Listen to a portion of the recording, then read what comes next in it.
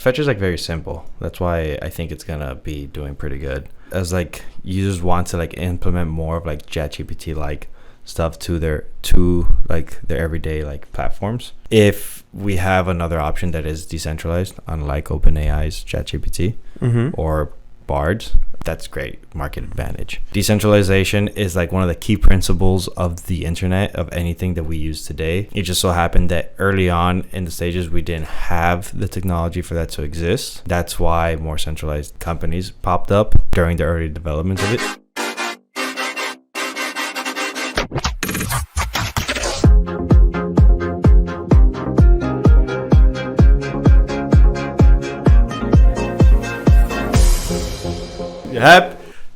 Happy New Year's. Happy New Year's, everyone, for tuning in. 2024. First episode of the year. We'll be out this Thursday, ideally. Yep. Thank you guys for coming. Listening to your favorite crypto podcast. Sometimes crypto. The unscripted crypto podcast. Heyo. Heyo. That's how we started off. Get it going. We got a lot of stuff to cover today. William brought a lot of meat and potatoes for this episode. Talked hella shit last episode. He brought a lot of meat and potatoes. We're excited for this year. I woke up today. I saw Bitcoin on the rise. I was kind of mad because I was like, damn it, couldn't buy this morning. 7% up this morning. I was like, okay, it's going to be a good year. And then I saw some rumors about how ETF might be approved. Today? Yeah. This week? Yeah, between today and tomorrow. So this episode might be a little late for that. Maybe. I don't think ETF will be approved this week. I think ETF will probably be approved early next week, maybe Monday. Yeah, maybe Monday. Definitely not the cutoff day, right? Not Wednesday. They can make you wait. They can make you wait. The SEC can make us wait if they want to. That's true. We don't know. I mean, there are a lot of rumors going around saying this week, tomorrow, Friday. We're just waiting. We don't know because they still have to do final approval to essentially like go over their last filings, their last what's the word I'm looking for? Oh, last revisions that they were told to do. Go over that, and then give final approvals to those, and then also finish seeding, which they start tomorrow with BlackRock 10 million. There's another company getting like 200 million. Wow. For seeding. Seeding. Yeah. So a lot of money. Yeah. Going into the market. Definitely a lot of money that we're waiting to see being able to start flowing in over time. It won't be all dramatic and seeding will be. Well, the seeding, yeah, for sure. Because the inflow, people know. You'll probably see a quick spike, a little bit of holdback, and then a slow tick up. Yeah. It's like maybe not that slow either. It's like what happened with the gold ETF when it first came out. It shot up, corrected a little bit, and then over time just started climbing back up. But then again, that was like forever ago. So this time in this fast moving world, like a lot of people are gonna start wanting to go in. For reference, we're recording on Tuesday, like always, later in the night, like 10, just so you're aware. Since this is a new year, 2024, shoot us your resolutions, your predictions. We want to see what's going on with you guys out there. And before we get started, none of this here's financial advice. This is all what we're doing and what we are looking at. Yeah. And we're sharing our ideas and thoughts with you. Definitely not financial advice. Crypto wisdom. Yeah. Call it that if you wish. Call it that. It's also an election here in America. Yeah. 2024. So I feel like that might have some effect later on in the year. Maybe not. We'll know. We don't know. We'll see. Rate cuts all throughout the year, hopefully. Happening, bro. It is definitely gonna be a big roller coaster. It's gonna be fun. This one's gonna be fun. But we got what do we got for them today? So, it should have been last episode, but I forgot. Well, I forgot. It's this episode. We have our own list of tokens we are either going to be following, looking at, and just sharing with you that we either feel are good for now, good for the future, have high potential in various different aspects. Like different things, different benefits. There is no one token from no one ecosystem. Wait, we're token not. I thought you were gonna say token horse. Token amorous. We're pretty poly with all this. Also, not saying you should buy anyone in specific. I'll tell you which ones I like more than others. I'll tell you which ones I like more than the ones that he likes. And be like, I don't like that one, man. Maybe. So, yeah. We don't know. And also, you can just look at whatever tokens you like. See if you have conviction, you feel the narrative. Is not an extensive list of tokens either. No. There are literally thousands of tokens out there, all of them doing their own I'm thing. missing tokens in my list from the top 100, like from the top 10, top 20. Yeah.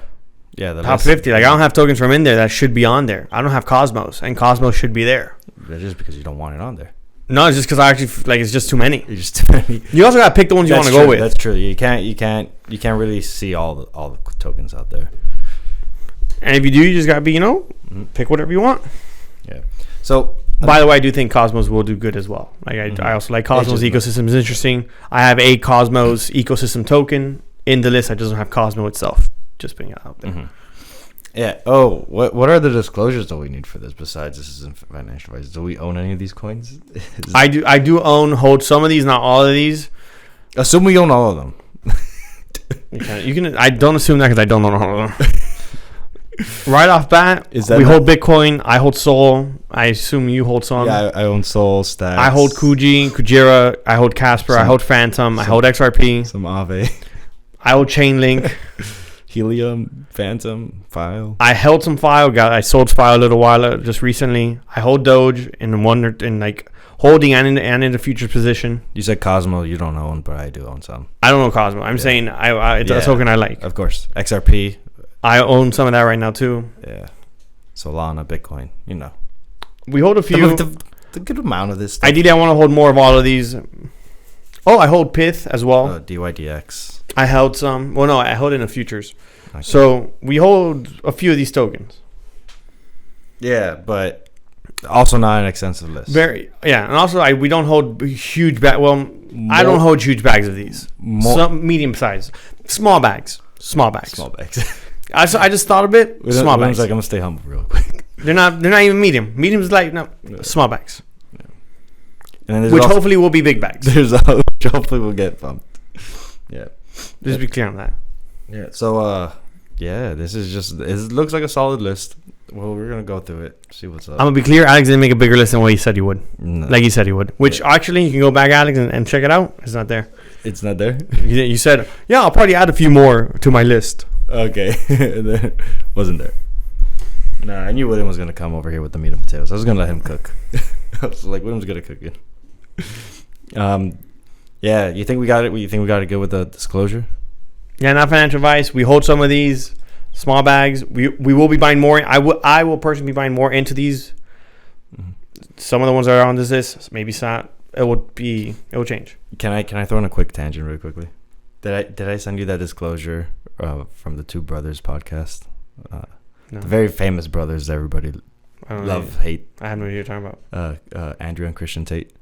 Oh, no, I didn't. No. Oh, actually, I think I may have seen it. Yeah, that disclosure. Tate's like, Christian is like, this disclosure is going to get us arrested, I swear to God. Oh, yeah. And he's like, this is foolproof. Yeah. He goes, yeah. They had me dead. Yeah. You check it out on Twitter. Yeah. On X. Apologies, Elon. Let's get into it. Title now. Let's get into the list. No. Getting it. I was looking for a title. I was gonna say 3 tokens to 100x, but then that's too clickbaity. This is too clickbaity. William likes getting his creative juices flowing right in the middle. Oh, do we go over take profit strategy? Because I heard one take profit strategy that didn't seem too bad. You want to? Well, because the thing is okay, you're gonna have all these tokens, you're gonna write it up, but the important part is to make sure you you don't write it all the way down also as well. Fair. Okay, so the strategy that I heard was to maintain in your portfolio, no matter what it is, 20% in cash. So then as these coins start pumping up in value, the distribution of them is fine, but your cash value to try to keep it at 20% of your total portfolio value. That's what this guy says. So 20%, if that's a number that you like or not, depends. You can always keep that fluid, change the number 5%, 10%, 15, 30, 35, depends on how risky you want to play that. But that seemed like a pretty decent, because like when these coins eventually start pumping, or the ones start to pump, your value starts to go up. Taking some profit and just... That's a good way of doing it if you're not going to look at any technical analysis. Yeah. If you are going to look at least a chart one time, maybe twice, ladder out of them. How often? On the weekly time frame. Okay. If you want to, just ladder out of them. Mm-hmm. And look for support, look for resistance zones, and ladder out. Mm-hmm. Don't sell while it's dumping if it's going to hit a support zone. Yeah, if you see that there's going to be support. If there's going to be support, it's going to do a bounce, don't sell on that bounce. So once it recovers a little bit, you can take some profit. Mm-hmm. What you want to take, that's up to you now. You can take 25%, you can take 50%, you can take whatever you want. Mm-hmm. These are different strategies. That's just up to you. I personally think that's a pretty good idea, just making the bag smaller. It also depends how long you're going to hold them for. If you're trying to try to hold for the entire market, you do have some time to go right now. Mm-hmm. If you're just a bit flip coins here and there, then... Yeah, that's a different story. It's like I said, this strategy that I heard, I was like, that's actually pretty good for those that aren't super TA informed. And be okay with losing out on the potential of more money then, as well. Yeah, you have to. Yeah, to that specific... if you're going to keep 20% cash, be okay with losing out on the larger upside, and that's okay. Yeah, and it's okay. But just a different strategy. Just thought that I should say that because, like... It's okay to like people are gonna get into these coins or like are gonna get into any coin out there really, and but what's the game plan is the question. But nonetheless, this list has nothing to do with any of that. This is just the ones that we think are gonna be super active, the ones that are gonna get trending, the ones that are gonna be. They'll all fit a certain narrative. All right, we're running around circles. And we're not into it. Let's get into it. Number one, you want to go down the list? You just want to go straight down my one list. Straight down the one list. You just want to go straight down because this guy brought. Okay, which one is the one that caught your eye the most? In general? Yeah, in general. Solana. That's the one. That's the hot button one. It was, and it's ripped. I'm not advising you to buy Sol right now. None of this is financial advice. So. Yeah, but if you are thinking of buying, I wouldn't buy right now. Why is Solana going to be the one that's going to be running the narratives this year? Because it does everything ETH was supposed to do, but it doesn't punish you for it. Simple as that. No high gas fees. Quick transactions. It's not even just the high gas fees alone. It's how is it that if I am going to be using a token to either trade an NFT, do some sort of staking, do some sort of DeFi, if I put $100 in and I make $20, how is it that when I go to withdraw on Ethereum or on Ava, that they're going to charge me $30, $40 to withdraw the funds I put in there? I didn't make any money. I lost money. Yeah. By doing that. Yeah, it's not fair. It doesn't make sense. It doesn't make sense. Yes, people are going to say, oh, it's supposed to be bad because there's high demand. That's great. Who's ever using it, you're still being punished for using it. Also, the layer 2s on it don't communicate with each other. Yeah, they're not cross-compatible. So you're losing out on that. To do one, you have to bridge it over, then maybe you have to bridge it one more time over. Maybe you get your tokens in. You don't know how long it takes. It could take 10 minutes. It could take 20. It's just very inefficient. Yeah. I mean, Vitalik did just drop the Ethereum white paper saying that they're going to get back to more of the original roots of it. We'll see what happens. ETH is popping off right now. It is a little up. I don't have Ethereum on the list, not just because I prefer Solana. I also think you should maybe want to hold some ETH too. It might do good. If you believe in ETH, do you. I personally think Solana does everything ETH is supposed to do, doesn't punish the user. Now, do you want to say Solana has no hard cap? You're 100% right. Solana does not have a hard cap. It's literally a free-for-all, no max. I think the current fully diluted value is 60 billion. Yeah. 60 billion diluted value of Solana. Yeah, 60 billion, and it has a current a total supply right now of 566 million tokens. 566 million tokens. And it has that's the current supply and fully diluted value with a 24-hour trading volume of 3 billion. Solana has a lot of like applications already built on it, which is great. Like it has its DeFi wallets. Yeah, it has its DeFi wallets, everything. So it's actually passing ETH in NFT market share also. Because it's cheaper. So like they got a lot going on for them. More user friendly. With that alone, like NFTs kind of built ETH, and Solana's already flipping them on that end. So like definitely, and like also like you said, just or the fast transactions and the fact that you're not being punished for just using the network is actually really good for them. I remember I tried to convert on. I had to convert our Coinbase wallet because I didn't have a Mexi account yet to get some Kujira originally, and it charged me like $30 worth of Ethereum to convert the ETH that I had because I was going to convert ETH to Kujira. So it charged me like an additional $30 to convert like $100 to Kujira. I was like, how did I just spend $30 to get something else? Yeah, this is absurd. Yeah, from ETH to that, I'm like, this is absurd. I just think it's just cheaper. And I'm not saying it's going to kill ETH. I don't think that either. ETH is definitely ETH will kill itself essentially. Yeah, is what I'm saying. Yeah, I'm kidding. I don't think both can live in the ecosystem and both would be used. Well, yeah, I don't think ETH's gonna go away anytime soon. But definitely, one coin can start getting more momentum than the other. I'm not buying ETH. Yeah, I'll probably buy some ETH layer 2s that I think are nicer. Yeah, just because of like they're what's built around them. I agree with that. Like that's probably something that makes more sense.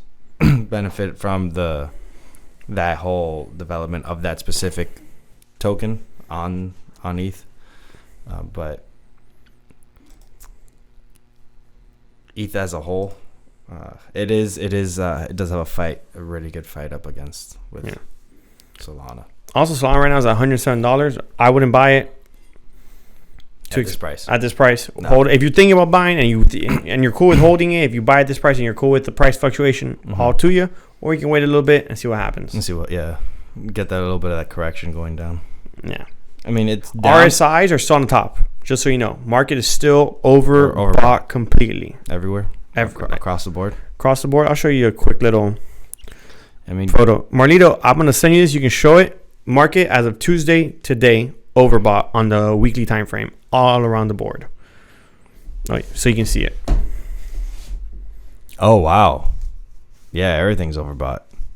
Yeah, the vast majority, like just almost everything. Pretty much everything. That's as of right now. So that correction still needs to happen.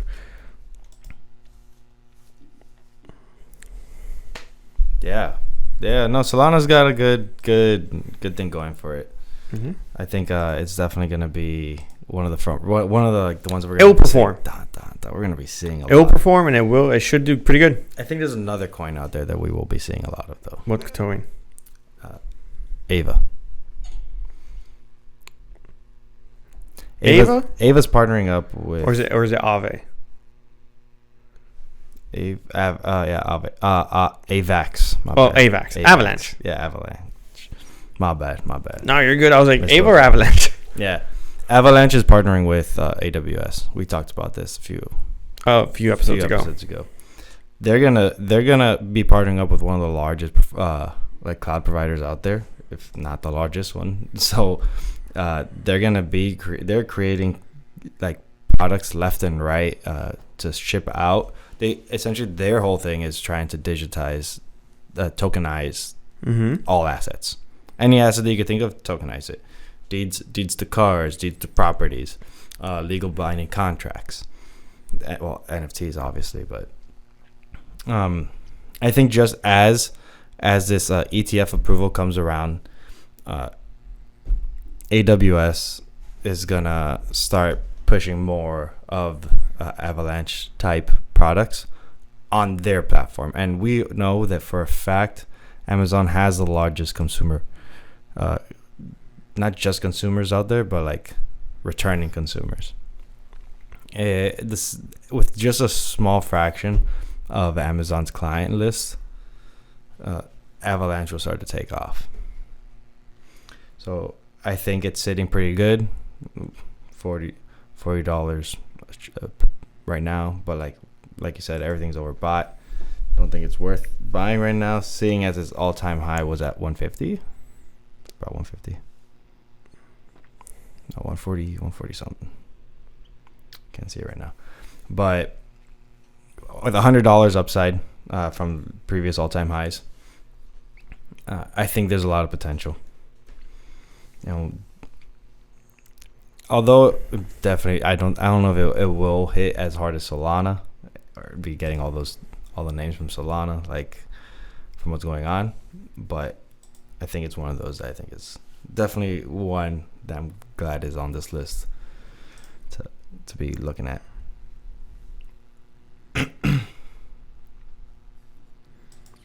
I'm sorry, I was looking for something. Yeah, and there's also like other tokens built. Is this right? Yeah, on Avalanche. Mm-hmm. One of them being Ava. So just also there are things built on it.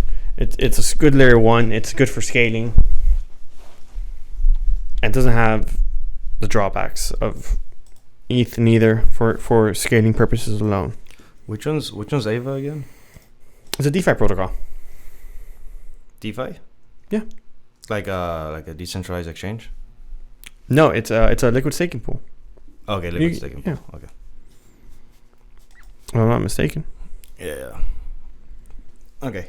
So like just exchanging, like swapping. Yeah, you add liquidity to the market. Mm-hmm. So the it's for swapping.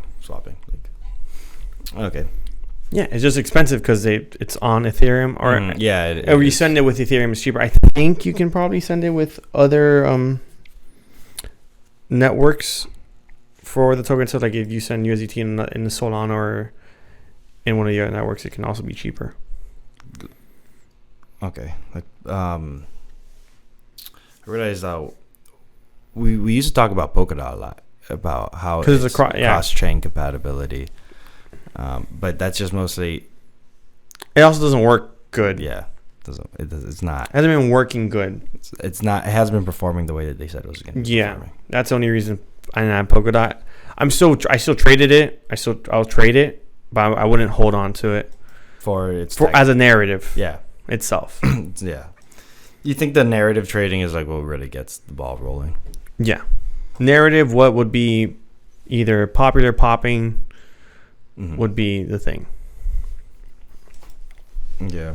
You know what really runs narratives? Meme coins. Yeah, and it's down. Yeah, with them, everything. Of course they're down. You're about to say everything's down. No. Everything's getting ready to go down, but meme coins are not down because we know how this cycle works. Bitcoin gets the pump, the major alts get the pump, then the really random small cap alts get the pump, and then the meme coins. Meme coins are at the last of the list, William. So after everyone's made their profit, that they start pumping stuff into it. You can't just say that when Bonk just pumped and then just has crashed its entire upside. What's up with Bonk? What's going on with Bonk? It's in the floor right now. Oh, is it? Oh, it's literally come down completely from where it was. Bonk is down. You can tell this man was off for 2 weeks and didn't look at the markets. Bonk is down bad. Yeah. 8.6% today. Oh. I was trading another Solana meme coin, lost some on there. Oh, yeah? Yeah. It's too early for the meme coins. It's too early. No, because it got pumped and then people liquidated.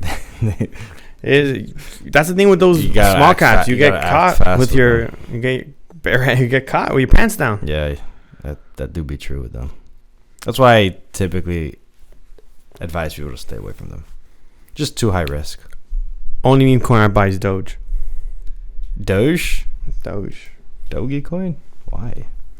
Because it's the original. It's the OG meme coin. That's gonna pump. That's gonna pump. That's gonna make me a little bit of money. It's gonna pump again. I don't know. I don't know about that one. It's gonna pump.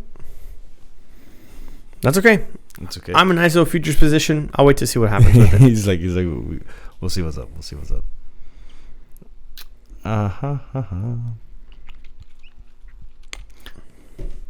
Can you tell me a little bit more about the graph? GRT. The graph GRT. And GRT. Surprised that you put that on your list. Pith, I wasn't surprised. I saw Pith on there. I was like, okay. So it's essentially a decentralized protocol for indexing and querying blockchain data, mainly on Ethereum. Mm-hmm. Just because I think Ethereum's dead doesn't mean I don't think people are going to use it. I'm not going to use it. Absolutely. That's why I brought it up. And there's still tokens on ETH. So it's just basically connecting information from within the Ethereum network to see where it's going. And its main duty is just keeping track of like querying information, making sure it's all organized and easier to access. Yeah, so essentially it's helping recall the information necessary when it's called for. Yeah. And I just think that because a lot of those blue chip tokens are on ETH. So yeah, so the whole tech behind the graph I think is great, but unfortunately it's on Ethereum. Yeah, but the blue chips are still on Ethereum. It's true. Yeah. Like I said, I may not buy Ethereum itself, but I will buy things that are either using it or going to work with it or are layer 2s for it. Because people are still going to use the layer 2. You're still going to use Ethereum. Bored Ape is still on ETH. It's still on ETH? VFriends 1 is on ETH. VFriends 2 is on ETH.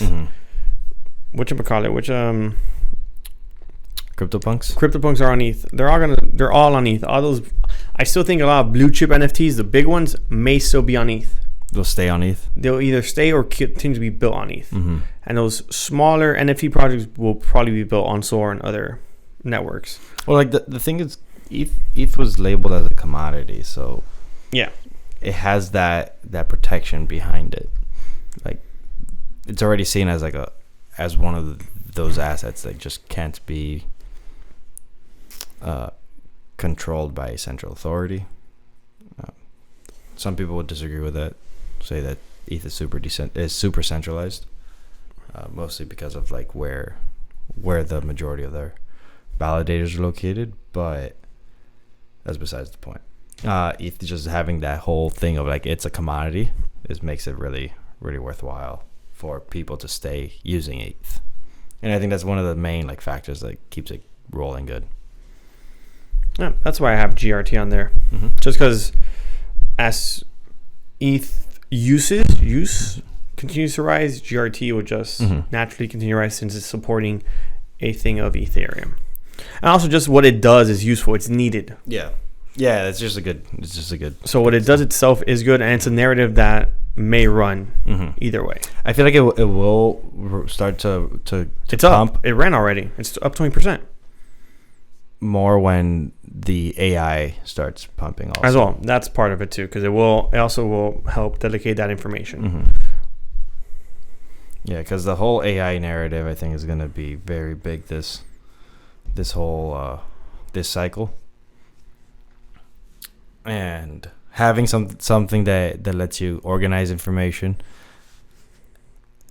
that like a whole tool just dedicated to organizing and querying it, just making it easier to access, will facilitate all of the other stuff for anything that's AI related. True. So like if you want to just have some info for price action, looking on the weekly time frame, GRT is up. I'll tell you from when. From December 18th to where it is right now, which is 14 cents to current price. GRT is up 42%. 42%? December 18th? Wow, yeah, that was a recent bump then. Yeah, on the weekly, yeah. Look at that. And if you want to go to all-time highs, it peaked, like it wicked up to $2. I'm not saying it's going to get to $2, of course, but there's room for it to run. It's got space to... And it also still hasn't popped off relative to the market. So it still has room to go up. Like, there's no reason why I can't do 50 cents, 60 cents. Like, on the weekly time frame, There's no resistance where it's at right now. Zero resistance. It doesn't get resistance until 32 cents, and we're at 21 cents. So if you're gonna hold this for a while, RSI is still at the top, but you're still at the bottom of the range. For it's in itself, it just popped that. It just popped off of the bear market. It's just starting to rise up.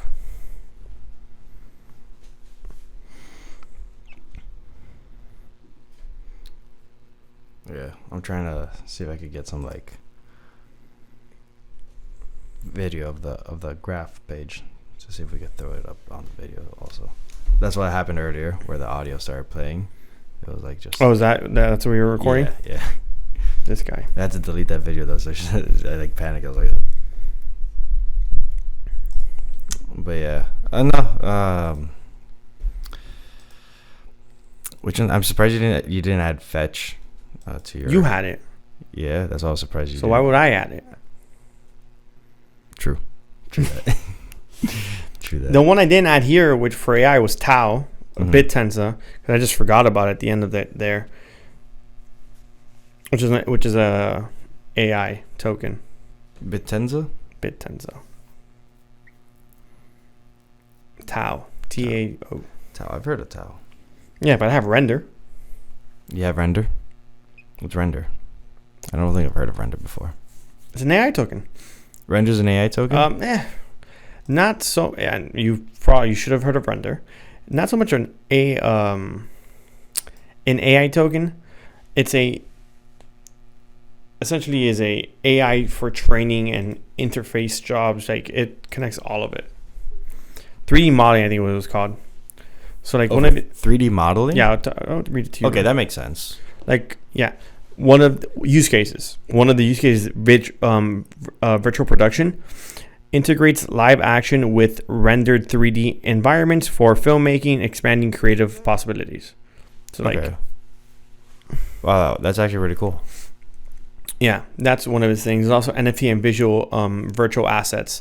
Creation tokenization of NFTs, allowing artists to tokenize next-gen virtual assets and generate interactive ORBX files for monetization. So yeah, it's completely based on AI. It's like a marketplace for. Not marketplace, just somewhere where it's all gonna be able to connect and be used. Not used, provide the creation of the product. Yeah. That seems like an interesting thing. It's definitely going to be good for the creatives, for like production of movies or like film and stuff like that, or actual 3D printing of products, setting up maps of stuff.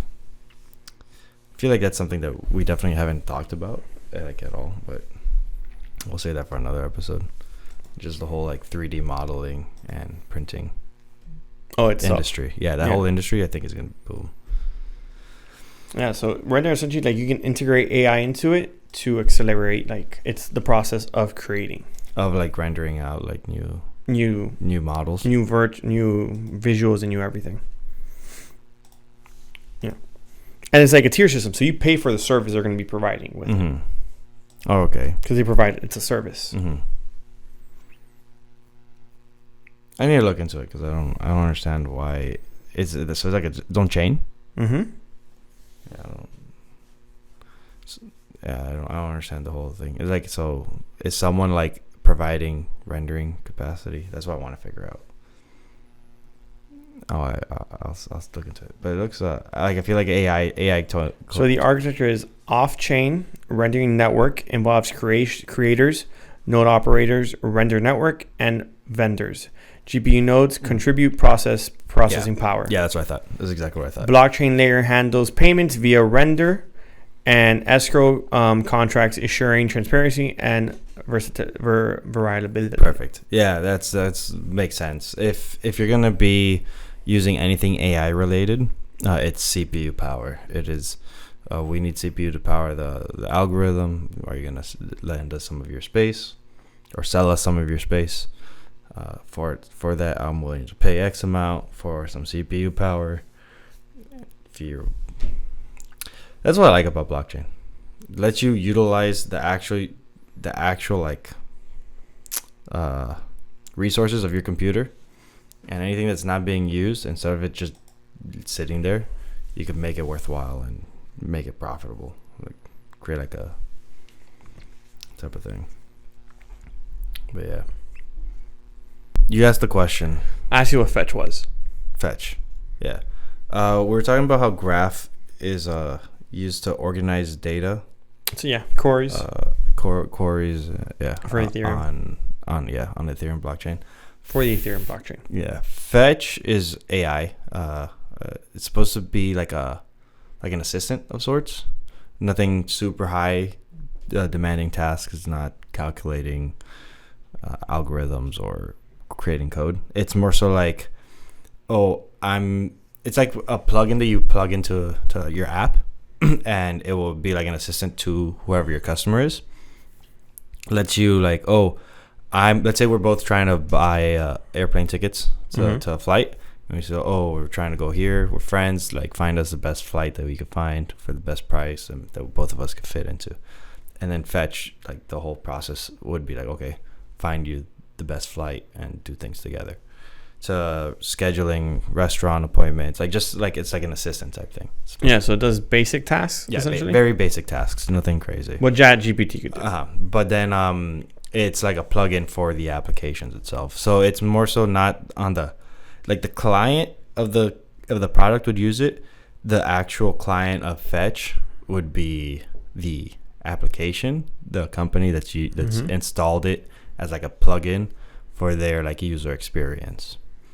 And then they would be calling up on information from a decentralized blockchain of computers, of decentralized nodes that are providing the CPU power to make sure that information isn't, or like the decision itself of like, you're buying tickets for this airline because it's powered by, let's say, a centralized AI that's funded that AI a lot, so they're gonna just route all those tickets to that specific airline, versus there's a decentralized, there's just a bunch of computers, whoever finds the actual best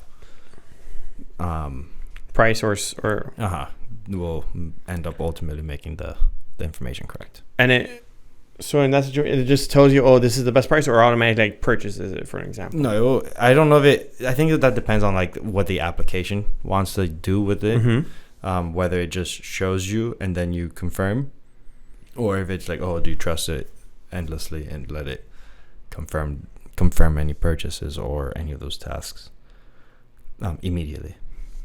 Okay. I get you. Yeah, but that's like Fetch. Fetch is like very simple. That's why I think it's gonna be doing pretty good. As like users want to like implement more of like ChatGPT like stuff to their everyday like platforms. If we have another option that is decentralized, unlike OpenAI's ChatGPT or Bard's, that's great market advantage. Decentralization is like one of the key principles of the internet, of anything that we use today. It just so happened that early on in the stages, we didn't have the technology for that to exist. That's why more centralized companies popped up during the early developments of it.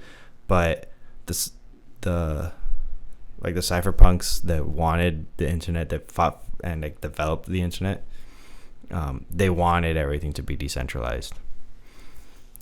That's why it's a network of things. Okay. Filecoin, I think, will also go really well. Yeah, File's here. Yeah, I saw that it was on it. But Filecoin pretty much like tries to decentralize the information you're getting. The internet, and you're paid for that service. Exactly. So right now, a lot of our internet is stored on either Microsoft Azure, Amazon Web Services, and like Google's, and like a handful of other much smaller cloud providers. But IPFS pretty much makes any computer that you connect to it part of the whole world's cloud. and lets you store like information onto your hard drive, which is where your information stored on your computers. Granted, if you're like mining Filecoin or like providing service to the network, you probably have a couple servers, something small, sustainable that we could have in your house. Nothing crazy, no crazy big operation, but it decentralizes the internet. It lets you have your files accessible across the world, like with much less like likelihood of it being cut off by any one particular agency. Also, less risk of censorship as well. That's what I'm getting to where I said that, because like if Amazon decides to like throttle is like push up or like cut off the throttle. It could be either or. Okay. Throttle like certain like search terms, like you're selling, I don't know, in that situation it could suppress. Yeah, it could suppress. Yeah, let's say you're selling some specific political propaganda promoted like clothing or something, and Amazon doesn't want you selling that. They could like, no, less traffic for you. That's just a specific example, but it goes to like with information. Let's say we have a way of doing something that someone doesn't want to do because of political interest, where they're like, they have monopoly over that. They don't want to cut it off. Information is power, and as long as that information is centralized, it is kind of a threat. Filecoin, I think should be on everybody's watch list, working on that internet protocol. Internet IPFS. What's it called? What am I trying to say? Interplanetary file system. That's what I forgot. Yeah. But IPFS is just like the whole protocol that like Filecoin is. Also, for anyone listening, these could be tokens you either just want to trade and buy and hold, or these could be tokens you actually just want to start using and implementing in your day-to-day life. Yeah, facts. So with the whole cycle coming in now, we could definitely like see or expect like an uptick in pricing, just because anything that is decentralized and crypto-based will just start to ride the wave. But a lot of these tokens, at least there's a handful of them that I think are super important, that as time progresses, it will lean to be more beneficial to not just buy it and use it for increasing wealth or net worth, but using it to increase overall freedom of who you are in this digital world and having absolute control of the information that you're producing. Super important. Yeah. Like the internet is just getting more and more intertwined with our daily lives.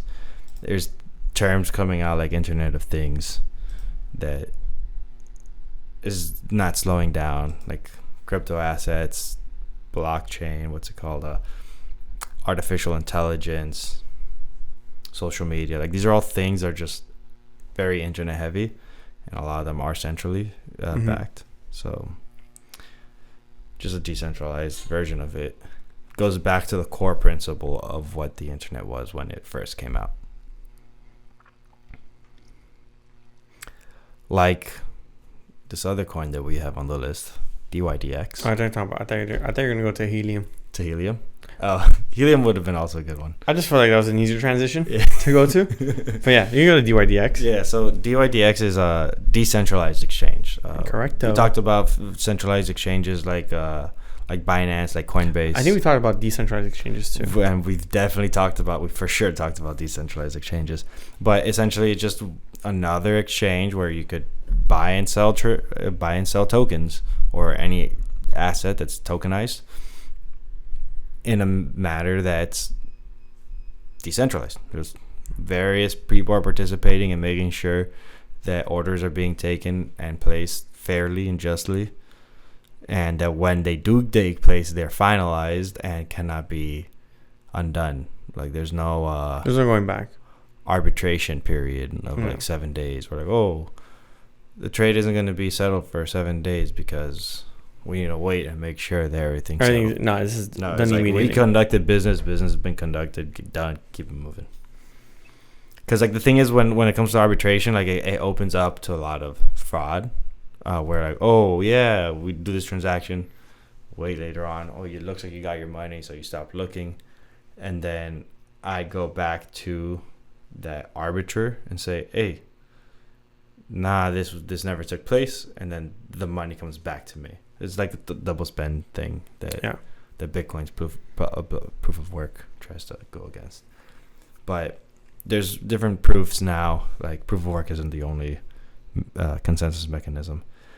However, the only truly like decentralized consensus mechanisms I've been seeing are on blockchain and have nothing to do with any like centralized authority.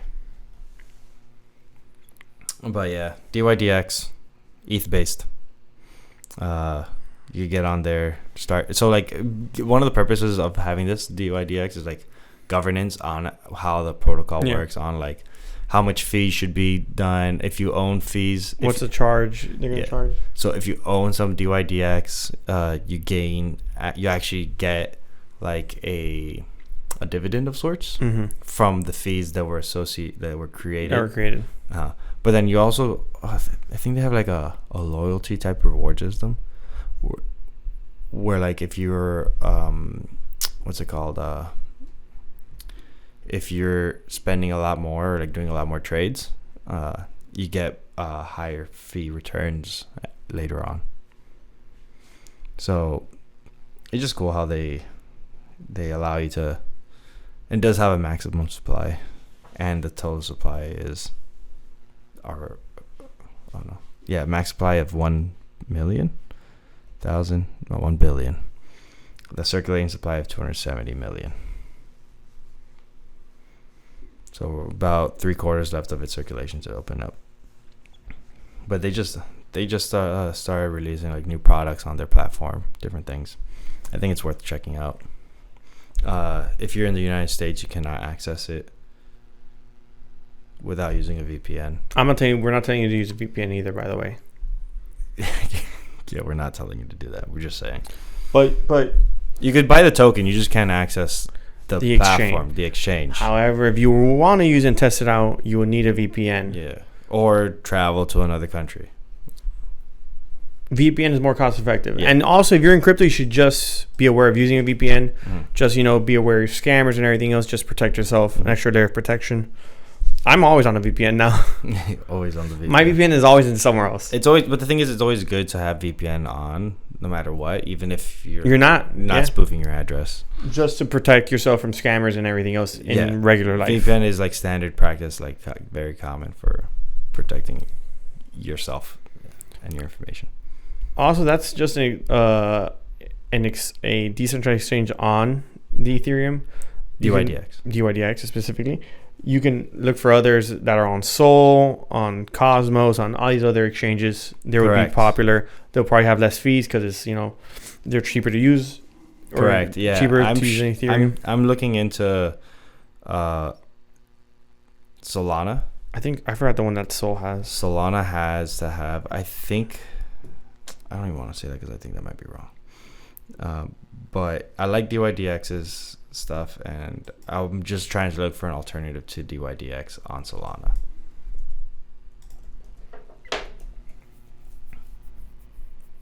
Let's see if I could do a quick. I'm already on it. Okay.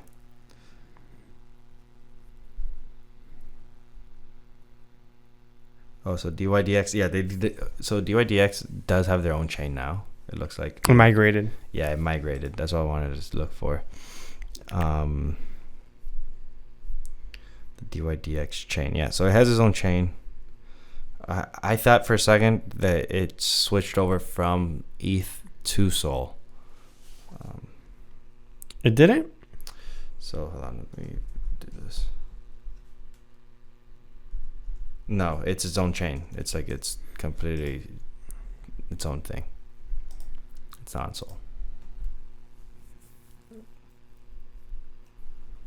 Which is crazy. Decentralization. DYDX Foundation purpose is to support growing DYDX program by enabling communities, developers, and decentralized governance. Yeah, if I click migrate, public bridge, UIs. Radium, that's one of them, and Orca. Those are the two I was thinking of. Okay. Yeah, because the first one is Soldex.ai is a Solana-based decentralized decentralized exchange. exchange. So is Radium and so is Orca. Yeah. So specifically Solana and Ethereum, these are like smart contract enabled, and the list goes on for this, but like these are like the two big main players are smart contract enabled blockchains.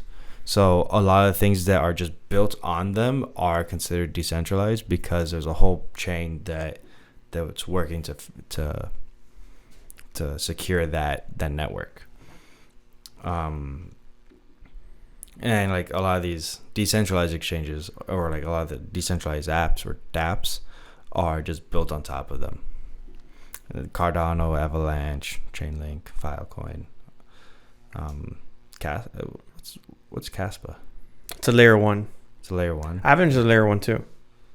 Huh? Avalanche is also layer 1. Avalanche, yeah. Yeah. I'm not saying that these. You're saying those are ones that you can build on. Yes. Yeah. So Caspa is since you already asked, Caspa is a layer 1, similar to proof of work. Well, it is proof of work, just like Bitcoin, and it's essentially just the same idea: higher token balance, but cheaper to use, and it doesn't have the one thing I didn't like about Bitcoin. You know how Bitcoin, when everyone mines for the hash, whoever wins first gets it, and all the hash that everyone else used, all the power energy goes to waste. Mm-hmm. These are not. Mm-hmm. So whoever finds the first hash gets it. The rest of the power used goes back into the network to validate the block. Okay. Interesting. I have to look into it. For me to understand it, really, I think I need to so it goes into like, how does that, how does it validate the block? Because from my understanding of how Bitcoin transactions work is that there is a certain amount of like zeros in the hash that needs to be found. So Bitcoin just needs to hash, or like the blockchain needs to just run numbers until it finds something with an X amount of zeros. So it implements a key heavy hash and energy efficient proof of work algorithm, enhancing mining efficiency and keeping decentralized. Let's see what it is here. Exactly where I wrote it. 10 seconds. Yeah, and then like, so if the computer is just constantly running numbers or running this this algorithm until it finds that correct hash, then that work has already been produced. Like, I don't understand how, if the work has been produced, how it gets transferred over into validating the block. That's why I don't really understand it. Like,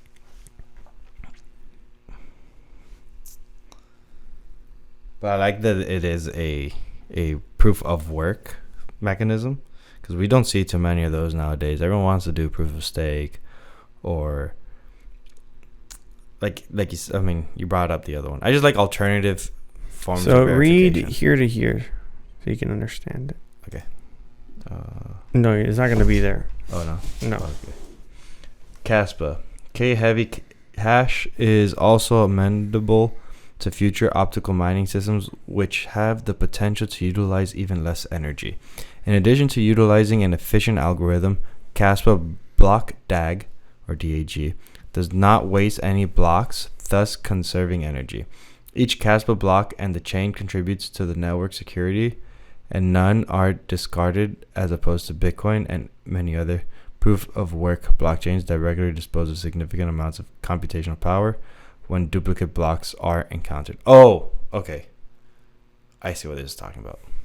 Yeah, so Bitcoin does have this thing where if two validators create a block at the same time, then those transactions are going to start being made.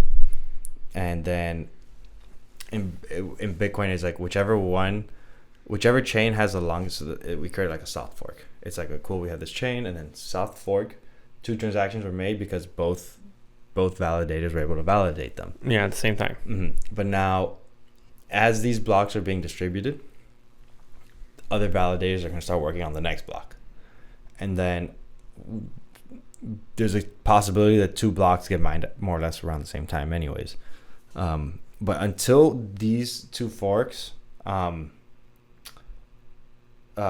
stay equal, they're going to keep on working until eventually, and it shouldn't take long, just a couple blocks, where one of the chains will get longer than the other chain. The second that happens, all these transactions that did provide proof of work gets lost, because Bitcoin only accepts the longest chain as the correct chain. As the correct chain, yeah. So that's what that's talking about. And now that makes sense. Like that was like, I don't know what you're talking about, like validating. It's because it's the longest chain thing. Okay. Yeah, that's actually really cool. I wonder how that deals with like the double spending issue. Because like, I don't know. I'm not an expert in all things crypto, but there's like super sophisticated like problems to a lot of things, and I'm just curious as to how each tweak kind of like has its cost benefit analysis. That's why we have the crypto trilemma, and like depending on what you want to do depends on like how it gets changed. But yeah, Casper looks like it's cool. Definitely one of those that seems worth checking out and looking into. For sure. Also, it's outperformed Bitcoin this year. Whoa, I've talked about that. He's like, by the way. I've also talked about that. He's like, by the way. It's also outperformed Bitcoin. Like, this thing's busting. Yeah. And it should do well. It should continue to do well if that. Yeah. No, it's a proof of work. It's definitely going to be doing pretty good. I think proof of work is very enticing. Let me get back to that whole like consensus mechanism, okay, and tie that into that whole Helium network. So far we talked about proof of work with Caspa and Bitcoin, and then smart contract enabled blockchains like Solana and Ethereum that work on and Avalanche that work on proof of stake. But then there's other consensus mechanisms like Helium, which is also on this list. I think. Did you put it on the list? Yes. Yeah, that's what I thought. Helium is a proof of connectivity network, where the way you add value to the network is by providing connections to other nodes or hotspots in your mobile devices in your area. So a miner in this case, or a validator, would be a hotspot that's just providing like connection to any other mobile device. And then the users would just be the mobile devices, and the more range, or like the more the more connections that you have onto your device, the more transactions are likely to pass through your hotspot. So let's say I want to send some information a couple 100 miles north. I could use the Helium network to send those packets of information, decentralized manner, so that no ISP is checking out what I'm sending, or anyone that, like, it's encrypted so it could travel freely without anyone being aware of what's being sent.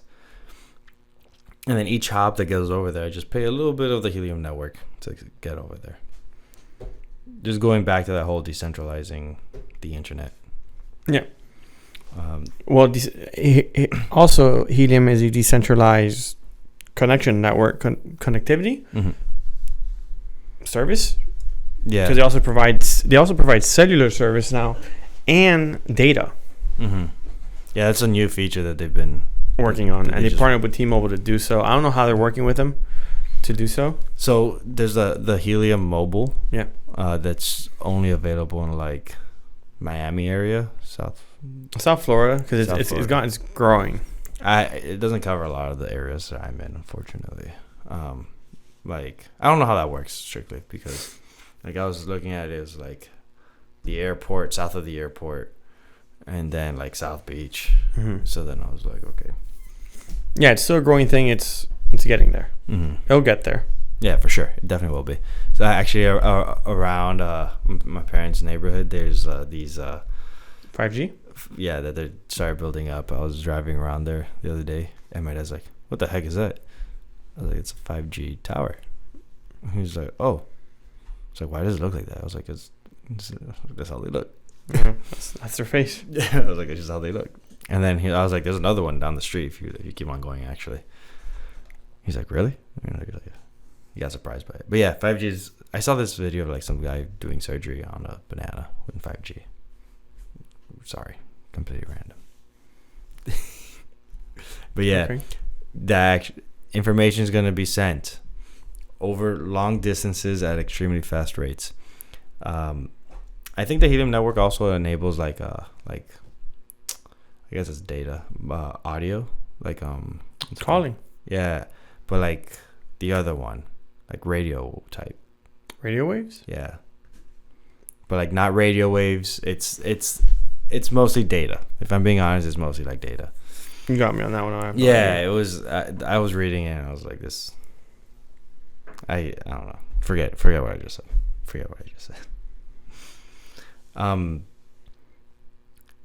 Yeah, I mean, it's been around for a while, for a couple of years now, and there's a story of this one guy, this little kid, who made a fortune with helium.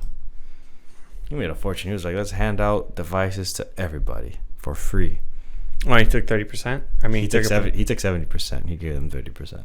Oh, Yeah, but you get a free device and 30%.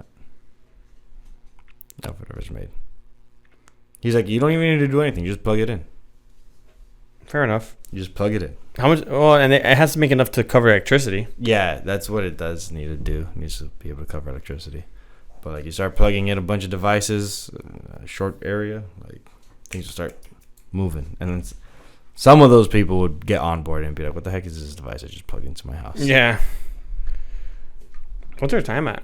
Our time is 64 minutes, give or take. That's it? I think we burned some time early in the beginning too.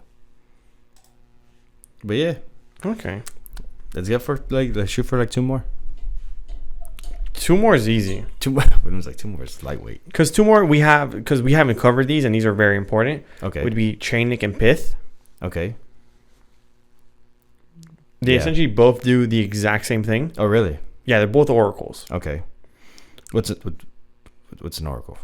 So they both provide the pricing data Mm-hmm. for your tokens cross chain. Okay. And it's not just for it's not just for crypto, it can also be for stocks and regular things. Oh, so they're oracles specifically for like pricing of product of like assets? Yeah, Okay. both of them. Okay. Yeah, because I know there's oracles that provide information for like weather alerts. No, these are both oracles providing. So Chainlink is used for the Ethereum network. Pith is used for Solana. Okay. So Chainlink is what's pricing out all the current prices that you're seeing Mm-hmm. for the majority of these tokens. It's relaying the information between one and the other Mm-hmm. through all the exchanges. Yeah. It's just making sure it's And spread out. Pith does the exact same thing, but for Solana network. So it does it cheaper and faster because Chainlink runs on top of. Yeah, because it's a layer 2. ETH, yeah. It runs on ETH, so it's running on that slower ETH speed Mm-hmm. because the ETH block speed to validate information is just slow. Mm-hmm. So Pith is people are calling it the future because it can do the same thing as Chainlink, but at a faster rate. So your price data is is accurate. It's more accurate. Damn, so it's doing the same exact thing as Chainlink. Chainlink's currently ranked at 15 on CoinGecko with a market cap of $8 billion. Yeah. 8.5 billion if I'm being more precise. And then Pith is like much further down, all the way at 126. It's a new token. So that's like there is 500 million. Yeah. It's a brand new token. Like they got billions to go. not saying that's a bad thing. I'm just saying that's actually like potential room for a lot of upside, especially if they're doing the same exact thing. They're doing pretty much the same exact thing. It's also to take into consideration, it's a brand new token. It came out a couple months ago. Okay. Yeah, and Solana is still going forward. Mm-hmm. So when Solana rips and continues to rip, so Pith will follow. Yeah. Okay, so an interesting one that I just saw is like, Pith is on 35,000 different watch lists here on GoingGecko, and then Chainlink is on 427,000 watch lists. I'm sure as that number starts to, like, as that gap starts to get lower, so will the pricing. The market cap will. Take into consideration right now, Pith that actually has a use case full on is lower in market cap than Bonk. Yeah. And Bonk is a meme coin with zero utility. That is true. Bonk has zero utility. So just to take it with a grain of salt, there is a lot of upside to Pith as a whole, because they're both, because an Oracle has this real use case and it provides a real service. Yeah. Yeah, that's cool. I didn't know. You told me about Pith, but I think you just sold me on it, if I'm being honest. Especially seeing how strong the Chainlink is. It seems like it's got a lot of potential. And then there we go with Bonk, which was the meme coin madness. I heard Red Pepe is also pretty decent meme coin. People like it for the culture, and that's it. Strictly the culture. You don't buy it for investment purposes. Yeah, but those are. Yeah, I could see how you could see like, oh, two's easy. He's like two's like work, huh? Because I said, oh, let's. Yeah, because they both do. They're very similar. Like, apart from like, apart from their technicals, like their deep, like how their chains run themselves, that's the only difference. But apart from that, what they're doing, why they're useful or important, it's the same thing. They're both needed. Okay. Yeah, I hold both. Yeah. Yeah. So you put both. I hold both. Yeah. Chainlink will run just because Chainlink is always will be needed. Because mind you, Chainlink is also the Oracle connecting Avax, XRP. Like, they're all still being used. They're still super important. Yeah. True that.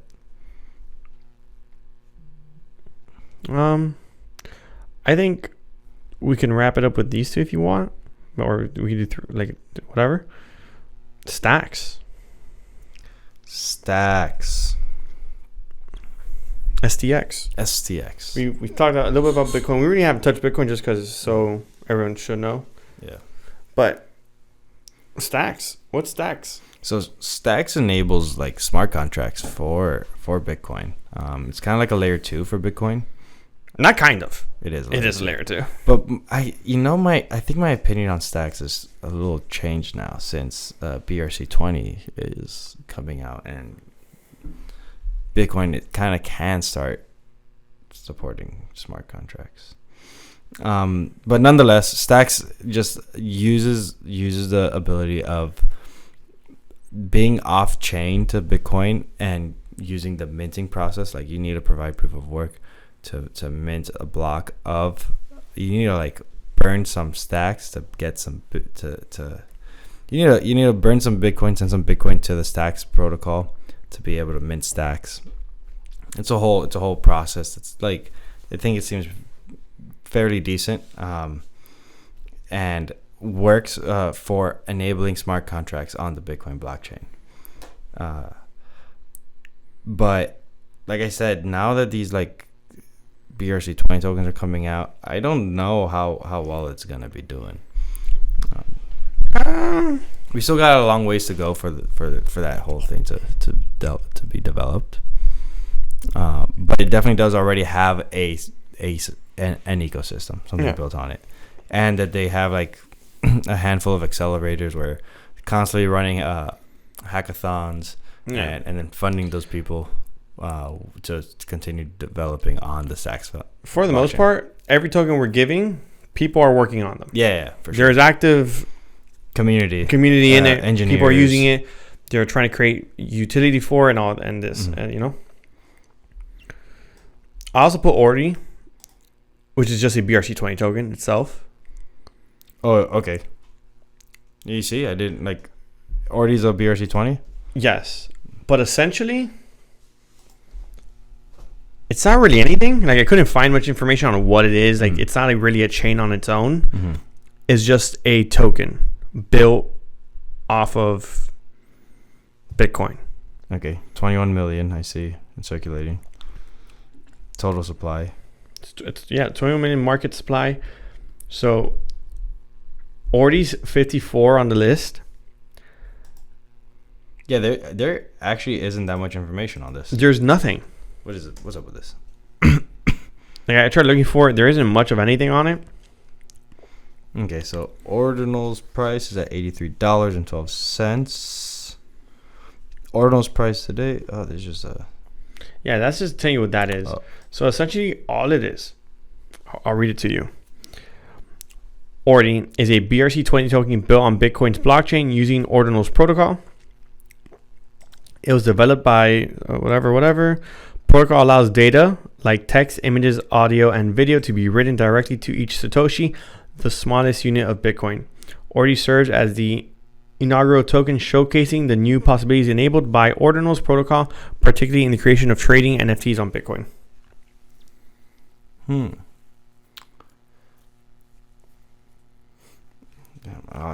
I came to ordinals.com for some reason. Like I was on, what's it called, on crypto.com, and their website kind of like led me to that. But I don't see any information on Orti's here.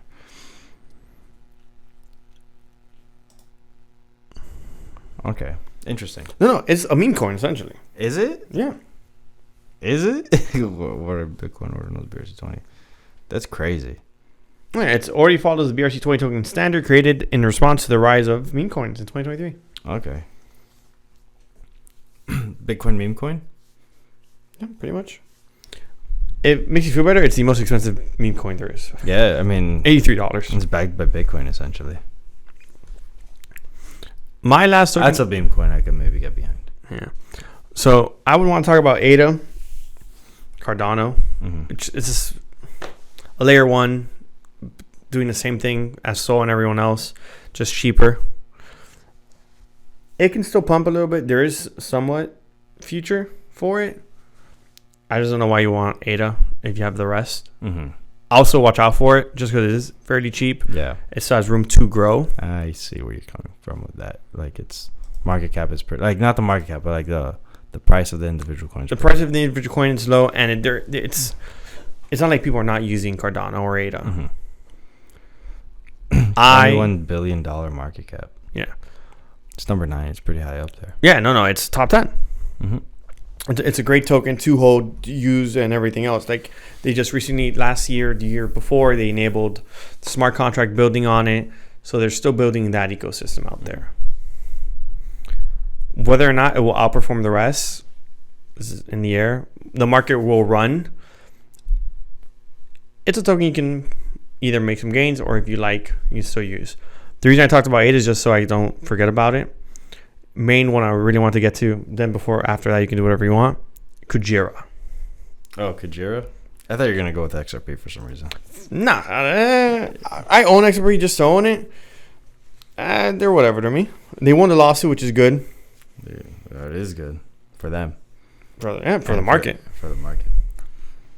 Kujira is just another one of those proof of work tokens built, but also has built around it an entire ecosystem where you can easily connect to DeFi, connect to oracles, and just use everything built by the Kujira team. Okay. This is very just streamlined. And essentially, same thing. They don't punish you for using the network with it.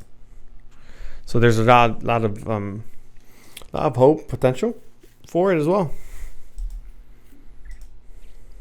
So you think Kujira is going to be a big runner? Also, very small market cap.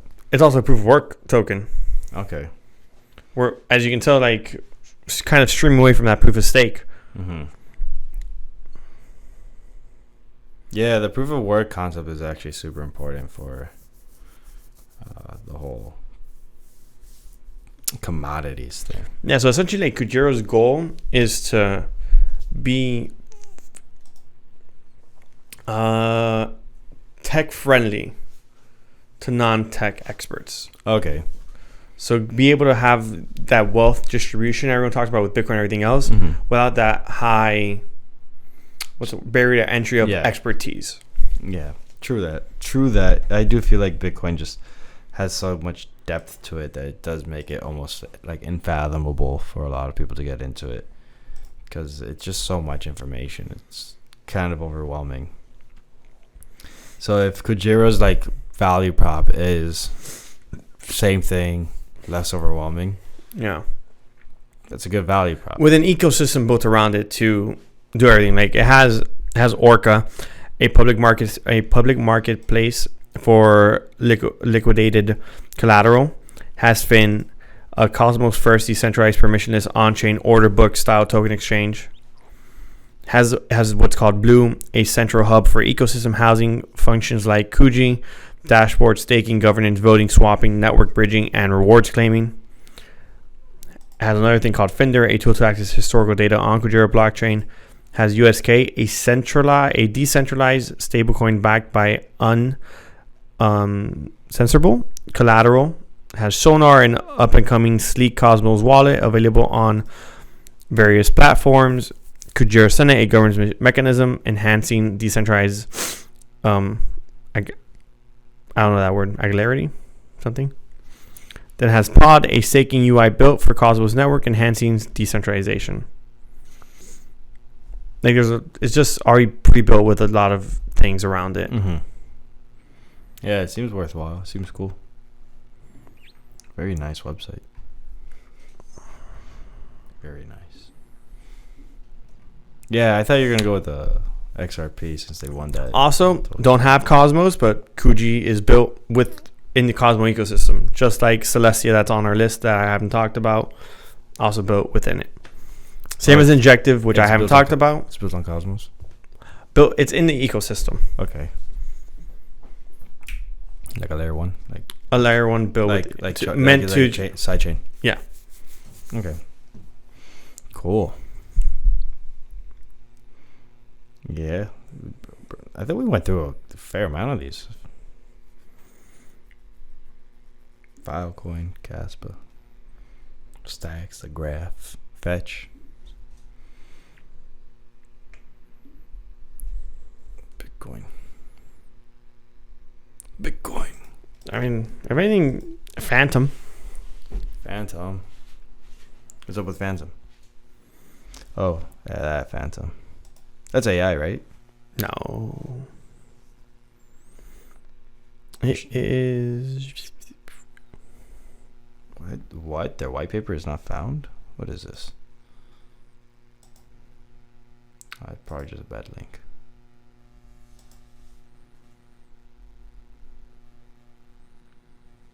Documents. Oh.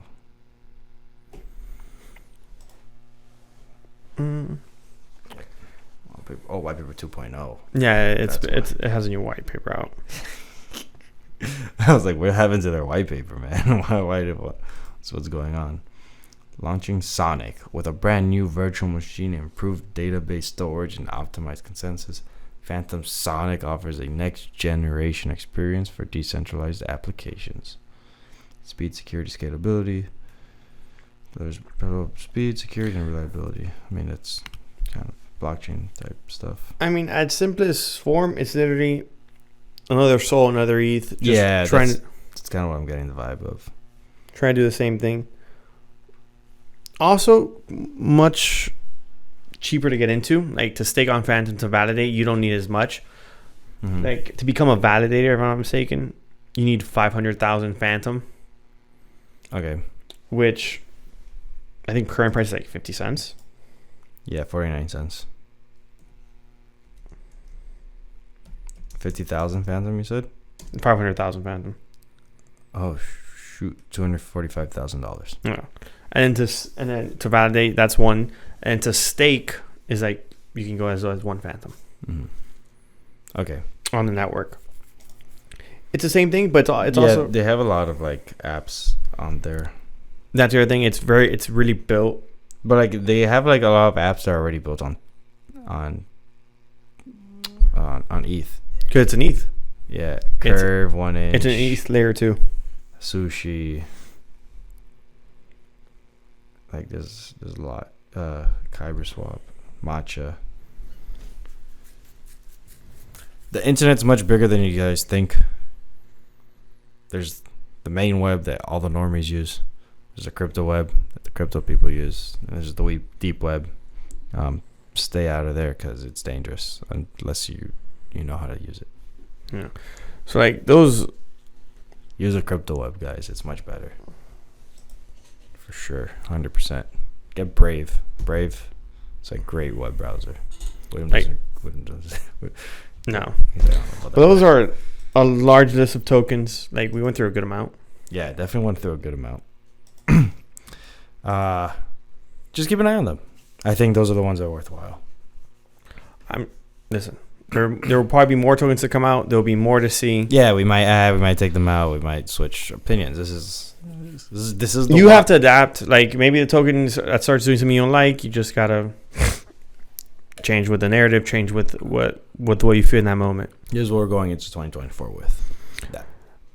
So earlier on we talked about taking profits, and I don't think it's just taking profits. It's having an idea of what you want to buy, what you don't own yet that you want to own more of. Mm-hmm. And everything in this world is an asset. If you it's a trade-off. What are you buying? What do you want to sell? And understanding right now, if you buy right now at these current prices, understand that there may be a dip, maybe 10, maybe 20, maybe 30, maybe no dip. Mm-hmm. So be aware of that too. In the case there is no dip, buy that as soon as you see it ripping up. Buy a little more, and you may buy higher prices. Mm-hmm. We're so early on to either an ETF approval this week, next week. Not financial advice. Yeah, if it hasn't come out already. Yeah, if it hasn't come out, but this is out. Also, be aware for a possible denial. Maybe they reject it. Very small chance. That can also happen. Yes, can happen. I don't think it's likely. I don't think so either. But you should be ready to buy if it does. Yeah, for sure. Yeah. Oh, please. If it rejects, I think this is gonna see the large, what's the opposite of a god candle? A death candle? Death candle. I don't think it'll be a death candle. I mean, it will be a death candle. I don't think it'll be the worst one. I think it'll go down pretty bad. I think Bitcoin will go down 30%. That's pretty bad. That's a great buying opportunity. That's a beautiful buying opportunity. I mean, Bitcoin goes down 30, alts are going down 50. It's a great buying opportunity for everybody. That's the only thing I do know. I don't know, man. Okay, ETF gets denied. How long will it take for that to come back? Just keep on buying because they're going to keep on trying to approve it. There's still more. They're still going to try to approve it. Down the road. Remember, they're going to be denying they're going to be denying ARK Invest, and then they're pushing out the rest. I don't even want to talk about it because I feel like that's ridiculous. Just so unlikely. Just get ready. It may be approved by the time it's out. I think it'll be a great time. Remember, we're early in the market. We are early in the market. Early in the bull run. Mm-hmm. There's room to grow right now. If you're listening to this, you are still super early. You have about super. I will say how Crypto Banter Rand likes to say, wife changing money. Wife changing money. He says you're in the last bull run for wife changing money. Yeah. I don't think this will be the last one. I think it'll be the last one Wild Wild West style. Yes, I think in the future it will switch over to more continuous growth in my AI opinion. ZK proof type stuff. But yeah, that's our list. Thank you guys for coming, listening. We'll have the list posted for you. There are tokens we didn't talk about just because of time. It's getting late. Yeah, it's getting pretty late for us. Like, subscribe, comment, follow, share. All the above. Smash the like button. Smash it. Smash it good. This will be complete clickbait, by the way, on this title. William's got his juices flowing already. Crypto millionaire list. Crypto millionaire list. It will be titled "Become a Millionaire." Tokens to buy to 100x. Is that not financial advice? No. Just a title. That's not. It's a title. We literally say in the beginning it's not financial advice. It's not financial advice. There we go. Alrighty. Well, we'll be tuning in next week. We'll have updates on everything. Yeah. Thank you guys for tuning in. It's been another week of your favorite crypto podcast. Sometimes crypto. The Unscripted Crypto Podcast. Ayo. Ayo.